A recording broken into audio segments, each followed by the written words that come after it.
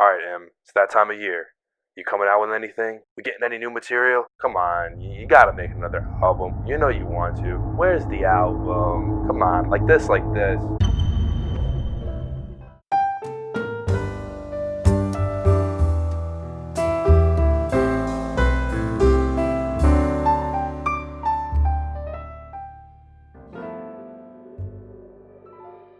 Before we start, Music to Be Murdered By is a long title, so from here on in, we're gonna say MBMB. Cool? Yo, chill with that. That was a good fucking album.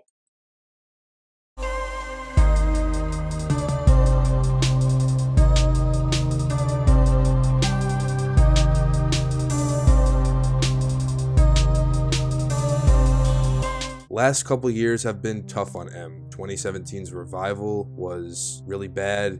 Kamikaze was a step up, and 2019's MBMB was sort of like a mix between those two albums. I think a common thread between these three albums is the execution. Besides Kamikaze, the execution on Revival and MBMB could have been more refined. M also did a track with Kid Cudi and Jesse Reyes in between those two albums. Music to Be Murdered By Side B, 16 new tracks. I've digested the album enough to come to my final thoughts. This album is good. It's a competent effort at following up MBMB. There weren't many missteps this time around. Nothing really made me cringe, shake my head, or doubt M. As a whole, this album really works. It's a fun, not really super serious album, and not really trying to be. There are no darkness or leaving heaven type of tracks this time around. It sounds like he's really having fun with this album's theme. I feel like Side B is sort of like what the initial MBMB could and should have been. I think M spazzes out more on Side B and really made good songs, not just good verses. If you saw my Relapse review, you know that I feel like in recent years, M's music seemed to be more concerned with verses as opposed to making well-crafted songs. Here, the tracks feel like songs. And might I add that MBMB and Side B contain short songs. Like, many of them barely reach the 4-minute mark. And this isn't a bad thing. It actually gives these songs a lot more replay value. To be honest, I sort of hoped for M's next project to be different, not a continuation of MBMB. You know, like a new concept. MBMB was cool, but I'm always interested to see his career progress and see which direction he takes his next project in. As a whole, I think that Side B steps more into the direction that its predecessor wanted to. MBMB and Side B focus on two main things: M's status as a legendary lyricist and rap. What I got from this album is what I got from 2013's The Marshall Mathers LP. With that album, most of the time, M was rapping his ass off, continuously trying to use new flows, spaz out, and do it all again when the beat changed. And I like that. It fits the MBMB spirit of firing off on all cylinders in an arena that not many others can rap in. On the Marshall Mathers LP2 and Side B, M seems to be relentlessly inspired by rap in all its forms, in all its eras. Off-the-wall bars and dope flows are his strong points, and he doesn't let anything else cloud his focus. There's not much more deeper than that, especially to Side B, and that's fine, because M has been deep many times throughout his career. It's okay at this point to get an album like this, where M is given the opportunity to shine by destroying a hard-hitting beat. The production on here is great, hands down. Unfortunately, I know that there were only a few Dre beats on here. I don't think Alchemist had anything to do here. I think M handled a lot of the production on his own, along with like DA Got That Dope and a couple other newer producers. There were a lot of methodical guitars and soothing synths. This album has good hooks. I'm not saying every hook is like great, but there really aren't any bad hooks on here. Part of the problem with MBMB and Revival and some of Kamikaze was that the hooks were the weaker parts. They were either too reliant on female pop features or weak with respect to what M has done and can do. Here, the hooks, they're catchy, they're smooth, and they supplement the verses like good hooks on rap songs should do. Like I said earlier, there were really no songs where I was like, this shit is whack. There were better songs than other, of course, but this is an album where I feel like in the future, when I revisit it, I won't skip any tracks. songs. If you take out the skits, there are 13 joints on here, which collectively barely reach the 50-minute mark. And like Kamikaze, shorter albums tend to bring out the best in M, where he chooses the best of the best. He doesn't leave room for whack moments. MBMB had 20 tracks. Not that it's necessarily too many. I think the same effect can be achieved with a more condensed, focused project. Sometimes less is more. In this case, this is why MBMB pales in comparison to Side B, in my opinion. So how about the songs themselves? Well, we start out with Black Magic. Historically, M and Skylar songs are kind of hit or miss for me. This is actually a good one. The flow drew me in. It was a good intro track. Alfred's theme felt the most like MBMB. The beat just felt youthfully silly. I love the line where he says he's gonna give nightmares to Billie Eilish because Eilish apparently said that M used to terrify her back in the day. But my favorite part of the track was when the beat just stops, it cuts off, where M goes, "Hold up, I'm Diddy's side bitch." Oh, I'm still East Side, bitch. Tone Deaf was cool. It has this sort of electronic sound to it. He starts it with, "I have an ear infection and I can't figure it out." It's a clever line in itself, but then I was like, is that a Californication reference? I love the line where he's like, "That's what the Molly and Exo do. Who the fuck am I laying next to?" I mean, it's just like the wordplay, man. Chris Christopherson. I'm pissed Offerson. The verses had some great lines. His rhyming is seemingly effortless when he says things like, "I'm sword fighting with pajamas, playing Fortnite with your grandma."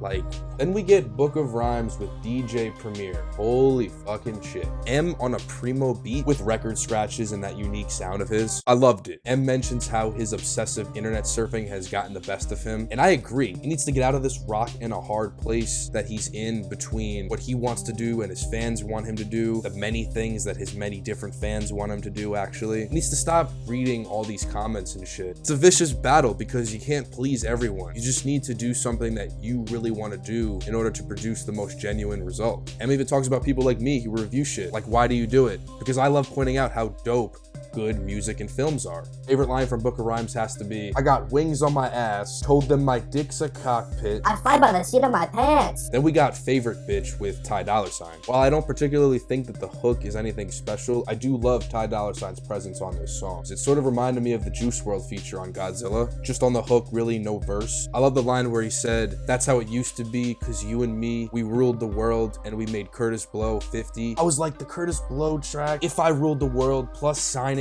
50 to Shady Records. It was just a great moment. I also love the shout out that M gave to Cole and Wheezy. It's always nice to see M show respect and love to his contemporaries. M goes, "Back when Ed Lover, when there was 2 Dr. Dre's, that's a pair of docs, era docs."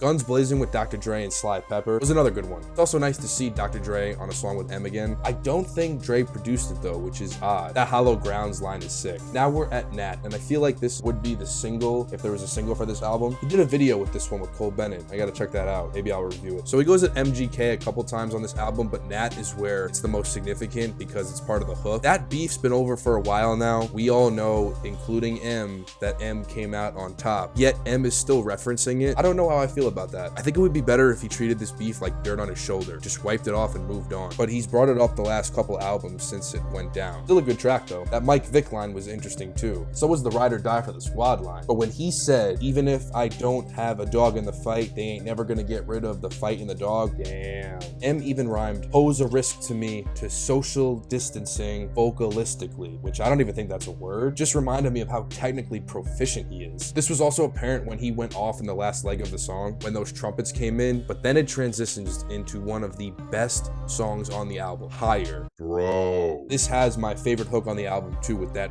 raw bass line. Jesus Christ. It's like, I know M can make great hooks, and this is a prime example. That shady line in the beginning was dope. No, just perfect. Just because I made a little change doesn't mean that I've changed a little bit. And it's true, because Eminem still to this day attempts to stick to his roots at every turn. He never compromises his bars for anything. I love the line where he was like, "Graffiti would be like remedial reading to me." Then we got These Demons with Maj. I hope I said that correctly, Maj. A gripe that a lot of people have had with M in the last couple years is how he continuously seems to be salty about what people have said about his last couple albums. He did it a little bit on this track too. The hook isn't bad, but it's not the best. Love the reference to MMLP LP back in 2000 and that Soul Train line, but the flow he had when he was like, dick isn't Cheney, drip isn't saline, it was like so fucking smooth. Also love that Young M.A. line where he's like, I bet I have a better chance of fucking Young M.A. Ooh. Bees to Flower, I'm appalling. Always nice to see M diss ICP again. He was like, there's a fucking circus in town. Yeah, bitch, this verse is finna get clowned. ICP. And that key skit, at first I was like, what is this? But it sort of grew on me. The cuz, as in, cousin. I was confused as to what this skit was leading into though, but it ended up working for me. She Loves Me is the next track. And I love it. That second verse flows so smoothly. That Carmen Electra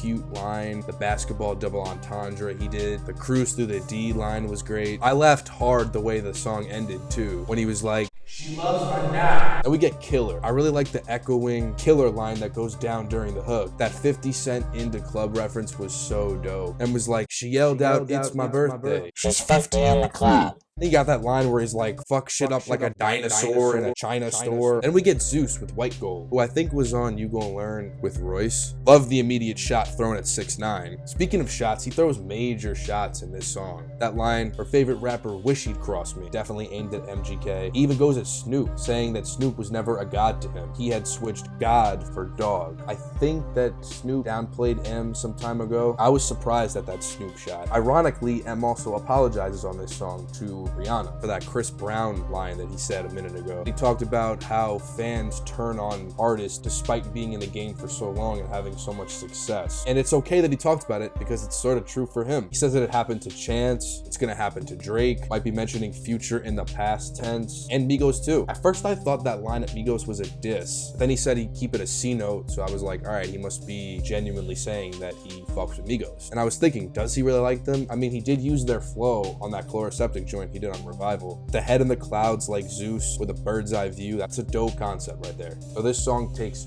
shots, shows praise, and apologizes. Well balanced track, discombobulated, the way it started. That early Relapse reference. Accent! Bringing back those accents for a few lines in the beginning on a classic Dre beat, it made me smile. This beat really does feel like a Relapse era song, especially the first beat of 3. The hook is sort of annoying, really fuck with the way it ended. It's like the 3 beats made the song feel like 3 different songs almost. Kind of like the way that Logic ended that Bobby Tarantino 2 album. I think it was called 44 More. It was like the last track on the album, but it was like 3 beats, but it was a short song. Love the Dre and the Bong line. I love the De La Soul salute in this one, similar to when Royce saluted De La Soul on that track Era, the one he did with Dave East on Prime 2. I like the reference to St. Andrews Hall, the 8 Mile reference, the shout out to D12. Before I tear up the shelter. Give my dogs a pound. And I love how M finishes this song off with the many producers of the track in a random year, like the outros on Encore back in 2004 and We Made You back in 2009. For my favorite tracks, I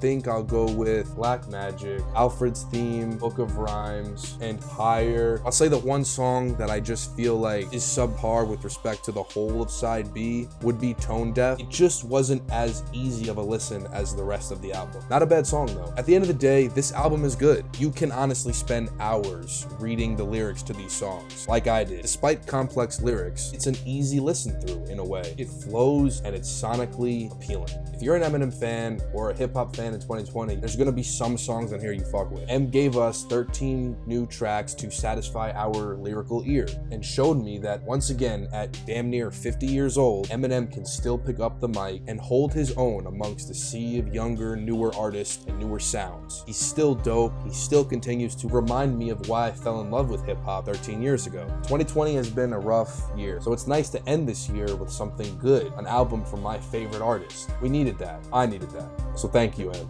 As a longtime Eminem fan, I'm very happy with it. Thank you all so much for watching. I really appreciate it. If you like this video, give it a thumbs up, comment, subscribe to the channel. I'd be more than appreciative if you did. Have a great day, and I will see y'all next week. Take care, everybody. Stay safe.